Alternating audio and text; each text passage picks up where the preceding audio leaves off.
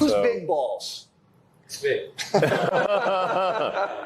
should be obvious. Why do they call you Big Balls? I just said it as my LinkedIn username. Okay. Well, people on LinkedIn take themselves like super seriously, and they're pretty adverse to risk. And I was like, well, I want to be neither of those things. So I said it, and honestly, I didn't even think anyone would notice. Several months later. Just then, President Trump once again threatening to take control of D.C. On social media in the last hour, the president posted juvenile crime in the district is, quote, out of control. He recommends teens as young as 14 should be charged and prosecuted as adults for violent crimes. Speaking to reporters today, Trump claimed a DOGE employee was attacked in the district last night. I have to say that somebody from DOGE was very badly hurt last night. You saw that.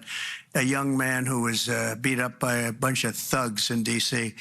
And either they're going to straighten their act out in the terms of government and in terms of protection, or we're going to have to federalize and run it the way it's supposed to be run. Right now, we are working to confirm Trump's claim on that alleged attack. Meantime, he went on to say if D.C. doesn't get its act together, he will have no choice but to take federal control of the city.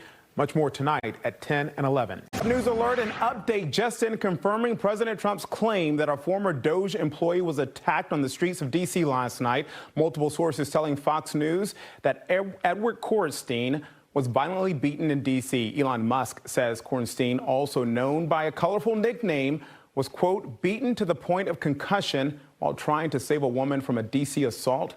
That attack leading President Trump to once again amplify calls to federalize the district. Nana Bonsu is working to get more details on this developing story. She will have much more coming up tonight at 10. Boy. So we got to talk about President Trump calling to have a federal takeover of D.C. because D.C. crime is an issue, right? Despite the Democrats denying that crime is an issue, it is an issue. And you're having high-profile incidents happen to government employees, including sitting politicians. And in the case of this story, a DOGE employee, Big Balls, actually was the victim of what appears to be an attempted carjacking by some young scholars that, again, ended up jumping Big Balls. Let's actually read about this because, again, this story is going viral. A former Department of Government Efficiency DOGE staffer was beaten and bloodied by 10 minors early Sunday morning as he thwarted a carjacking attempt in the nation's capital, according to D.C. police. Edward Kornstein, whose LinkedIn handle earned him the nickname Big Balls at DOGE, was with a woman near downtown D.C. when he saw the group of juveniles approach their car and make a comment about taking the vehicle, according to a Metropolitan Police Department incident report obtained by the Post. Quote, at that point, for her safety, Kornstein pushed his significant other into the vehicle and turned to deal with the suspects. The dramatic report continues.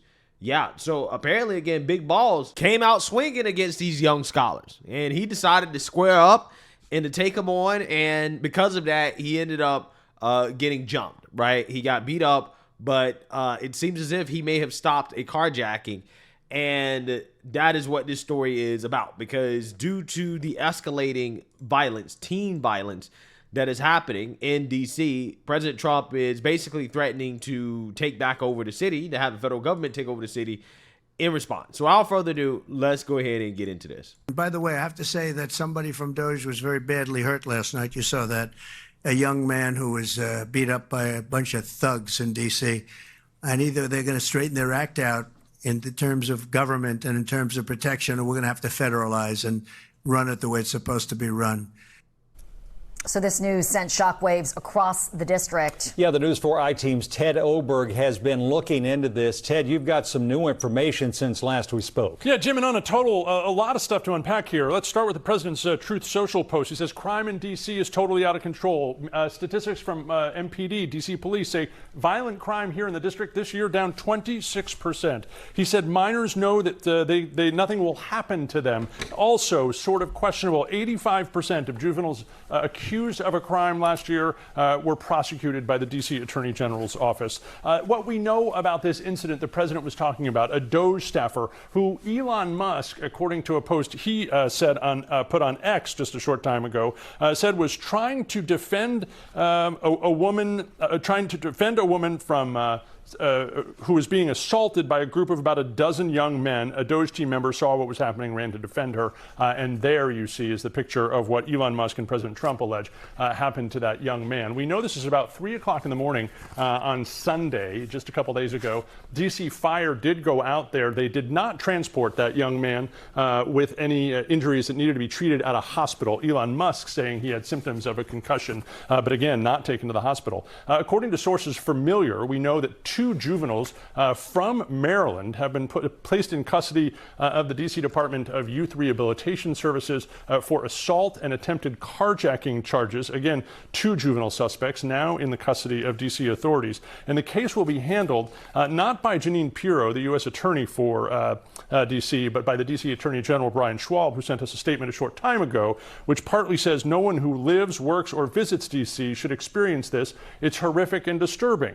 When MPD brings us cases with sufficient evidence of juveniles who have broken the law and hurt people, we will prosecute them and ensure they face consequences for their actions. Statistics put up by their office sort of prove that most recently.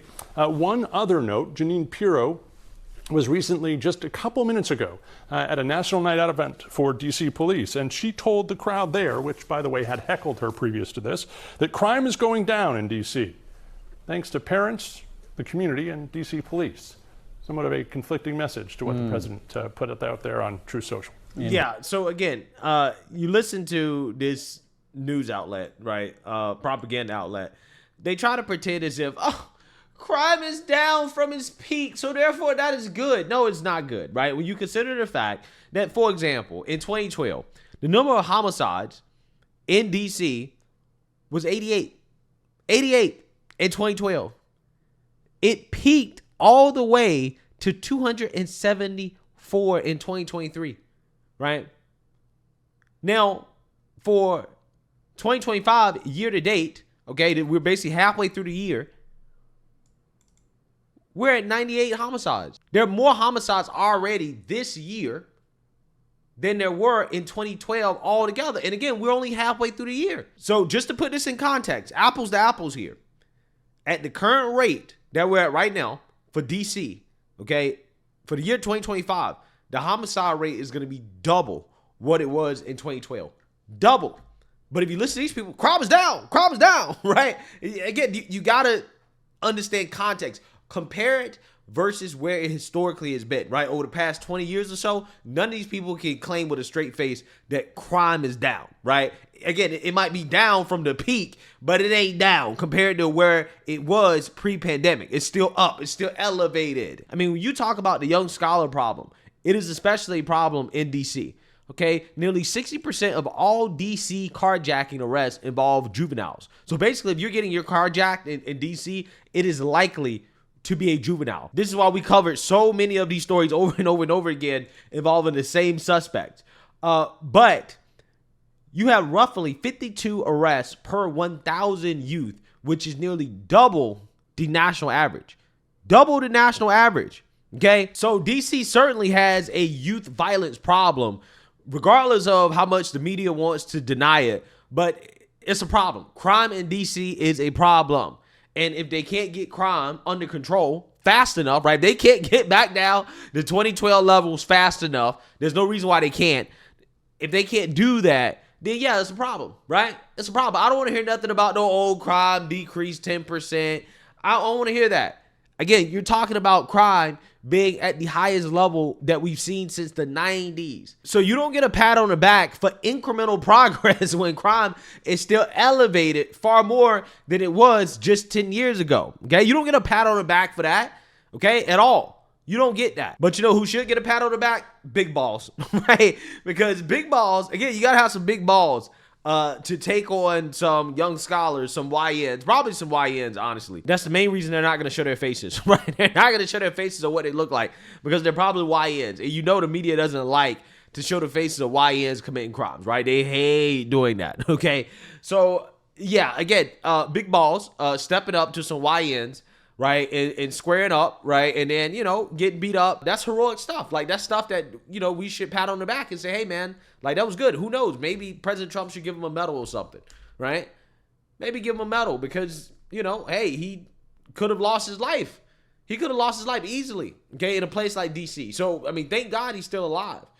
But, yeah, it takes real bravery to intervene like that. If, again, that's allegedly what happened, right? Again, we don't know exactly what happened, but this is what we're told. Indeed. For sure. I know it's just breaking, Ted, but any word from anyone in the city about this latest threat from the president? Yeah, aside from what we heard from the D.C. Attorney General Brian Schwab's office, no, we have not heard. We have calls out, obviously, to everyone involved, including the mayor's office. We've not heard back. And you had mentioned at 5 o'clock that juveniles can be charged as adults in some cases in D.C. The president called for that in his Truth Social message, as young as 14, so that they receive longer prison terms. Something like carjacking, something like assault, would a teenager, do we know, be charged as an adult in most cases or not? Most cases, probably not. In some cases, certainly. Not only can it happen in D.C., it does happen in D.C. It's a case-by-case analysis, some at the Attorney General's office, some at the U.S. Attorney's office, and the rules for that, President Trump may suggest may need to change, but there is a way to do it right now. Well, when, again, you have 60% of carjackings being done by so-called juveniles, young scholars, YNs, then, yeah, that suggests that you're not enforcing that policy, or you're not charging these juveniles as adults enough, because they need to be doing hard time, right? Until you can get that down, right? Until you can get that statistic down, until you can stop the violence, the crime that is happening from these young scholars, then, yeah, I mean, you need to start charging them as adults, locking them up and throwing away the key, right? Because they're living a life of crime due to the fact that their parents not taking care of them. That's why they're out in the streets. So ultimately, they should be locked up. They should be locked up. If you want to carjack, if you want to attack folks, if you want to be violent, again, lock them up, throw away the key. That's what you got to do at this point. Yeah. So you see, now you heard that. Okay. Just another young scholar story. An actual young scholar was attacked. Right then, I think about it. Like, yeah, Big Balls is an actual young scholar, a real one, and he was attacked by probably some YNs.